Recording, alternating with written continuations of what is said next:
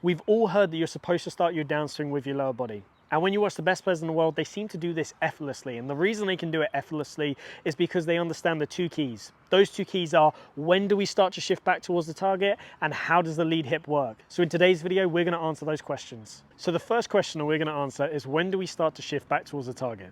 I see a lot of amateurs get into a position where they are shifting laterally away from the target, then at the top of the backswing, they'll start to shift back towards the target. So you can see there, it's really a everything away, everything towards sort of system. Now, ultimately, this is actually what makes it super hard to have any sort of consistency in the transition. With the best players in the world, that they actually start to shift back towards the target before they finish their backswing. And this is sort of the secret key. But here's the thing, this is like any other athletic motion. If you imagine I was throwing a ball, so if I was to grab this ball and I was to throw it down the driving range, as my hand is still going back, I would start to step towards the target to give myself a head start. Same in baseball, if you're a batsman, whatever sport you're looking at, it's always going to be the same thing. As your arm's still going back, you're going to start to step towards the target. And golf is no different, it's an athletic sport. So here's the thing, if you are that golfer who is swinging to the top and having all their weight on their right side and then swinging down, you're making life very, very difficult for yourself. Remember, the downswing only takes 0.3 of a second, so if you're having to shift all of your weight back to your left side in the downswing in 0.3 of a second, good luck, because it's going to be very, very difficult. It's like a 100-meter race. If I said, right, you get to start at 80 meters and your best mate gets to start at 100 meters, you're going to have a higher chance of winning that race, right? Because you've got a shorter distance to go. It's the same thing as if you are already starting to shift, by the time your quote-unquote downswing has started, if you've already started to shift, you're going to be further towards the target than that golfer who is all the way on their right side. So let's actually give that step drill a go in terms of trying to hit it with a golf ball. So here's what it's going to look like. You're going to set up just inside the golf ball to start with. Then from there, bring your left foot so it's level with the ball. Now, as you swing, as your hands roughly pass outside of your right hip, you're going to start the process of just gently stepping towards your lead side. So you're going to go here, hands past your right hip, step, and then swing all the way through in one fluid motion. So if I do that for you here, I'm going to swing back, step, and swing all the way through. This is going to be a great drill that's going to force you to have to learn what it feels like to shift earlier. So if I set up to the ball and do this, again, use a lofted club like an 8-iron or something like that as you're doing this, just to give you a bit of margin for error. Bring your left foot level with the ball. It's not a massive step, it's just a gentle step. And then from there, as your hands pass your right hip, you're then going to step towards the target and swing all the way through.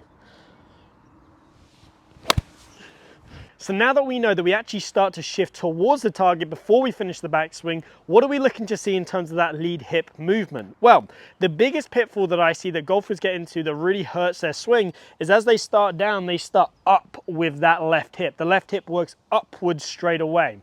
Now the issue with this is that we're not going to be able to get into the ground, and we're not also going to be able to start the process of rotation. So think about it this way, when we were doing those step drills, which direction was your lead hip working? Well, if I do that step drill again, you can see as I step, things are working downwards to start with. And this is one of the key feels that we want to have. When we start to shift back towards the target, we want to be feeling like the lead hip is working down and then it's going to work around. So down and around. Why is this important? As the lead hip works down, we can start to push into the ground. This is going to help us shift our weight into our left leg. This is going to help us get our mass back to our lead side. Then from there, as it starts to work around, that around motion is going to now kick off the reaction of pushing back out of the ground, getting our body rotating open, ultimately from there creating the space for our hands to then fling through. As you can see from this angle over here, this is a great visual for you. You can really see how my lead hip is starting to turn open. Ultimately, it gets me into that position where I can deliver that great amount of shaft lean and compress the ball fully. So understanding that actually that lead hip wants to work down and around in transition is going to be crucial, and this is something we see all good players do. So let's now run through a series of drills that are going to massively help you with this sensation. The first drill that I want you to do is an alignment stick through the belt loops drill. So here's what you're going to do. You're going to take that alignment stick, pop it through your belt loops, and you're going to have the majority of it pointing towards the target, and you can see I can freely pass my right arm right here. Now we're going to be putting our attention on the end of the alignment stick, and really how it moves is crucial. If you're that golfer who, like we said, you get into that sort of slidey motion, you're not engaging with the ground, you're not moving your lead hip correctly, we are going to see that as you start down, that goes up very quickly. And that's not what we want to be seeing. We don't want to be seeing that lead hip go upwards straight away. What we want to be feeling like is as we start to shift back towards the target is that the alignment stick for a split second works down and forwards, and then it's going to start to work around. Now, when it starts to work around, it will start to come back up because we're going to start to push out of the ground. But the key is just that initial shift towards the target is that it works sort of down and forwards. As it does that, and then we start to work it around and up, and ultimately from there we're going to start to get open very, very quickly. So let me give it a go from you from the front on view. I'm going to feel like it goes down and around, and this is going to get me starting to shift correctly back to my lead side and get that rotation so that we can get that effortless transition that we see all the pros have.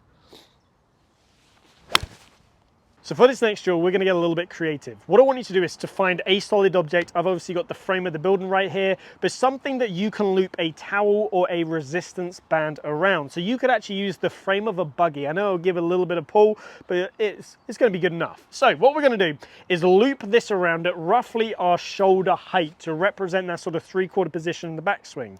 Now from there, grip the towel with both hands and just get into your normal stance width position right here. Now the aim of this is to feel like we can start to create the separation between the upper body and the lower body. So this pole right here, this post right here is going to offer this resistance for me so I can just start the motion of that left hip working down and around. Now again, the movement pattern isn't going to be very big here, especially with a towel. If you had something like an elastic band or a resistance band, you're going to be able to get a little bit more movement out of it. So if I just hold it around this 3/4 position, I'm just going to get the sensation of what it feels like to get that left hip working down and forwards. And you can see as I do it, it's a very minimal motion, but I can really feel like my whole body is getting engaged. I can feel the stretch across my abs, and just that sensation there is starting to get me into a good position. Now the other thing is, as we do this, as I leave my hands up there, it's going to work wonders for your chest and your arm positioning on the way down, because what happens is the chest stays back, the trail arm works external, the lead arm works internal. That's going to help you beautifully with learning how to shallow the club and create that separation across your body. So this is a fantastic drill. Find that solid object, loop something around. If you've got a resistance band, even better, and start to create that separation. Lead hip wants to work down and around. That's going to give you a great sensation for when you're starting to shift back towards the target. So the final drill is Jon Rahm's drill. He was given this drill when he was a teenager, and it is guaranteed to help you with your ball striking. So the purpose of this drill is to force you to generate speed from a short position. Here's what it's going to look like. You're going to set up absolutely normally to your shot. Then from there, you're only allowed to take it back to hip high, and then you've got to learn what it feels like to rip your body through in the downswing. Now the great thing about this drill is because the swing is so short, you're actually going to have to learn what it feels like to fire your body before you finish the backswing. This is the only way you can actually generate any sort of speed.